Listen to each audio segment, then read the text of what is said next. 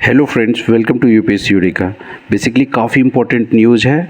ये है international Booker prize 2022 से रिलेटेड।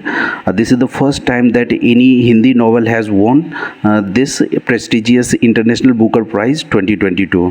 सो नॉवल का नाम है tomb of sand. Tomb of sand ये रिटन किसके द्वारा लिखा गया है? तो गीतांजलि श्री के द्वारा।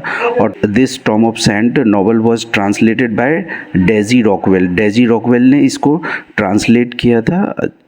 सो आपको याद रखना है कि tomb of sand international Booker prize 2022 जीता है और गीतांजलि श्री इस बुक की ऑथर है और डेजी रॉकवेल जो है इस बुक को ट्रांसलेट की है, जो नॉवल है 739 पेजेस का है from its original Hindi.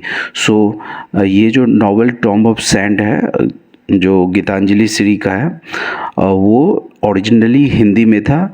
And जो ये प्राइस है 50,000 ब्रिटिश पाउंड का, ये स्प्लिट होगा दोनों में बटेगा, जो कि अबाउट 63,000 यूएस डॉलर के इक्विवेलेंट होता है, which they received at ceremony in London. ये जो इंटरनेशनल बुकर प्राइज़ 2022 का सेरेमनी रखा गया था, लंदन में रखा गया था।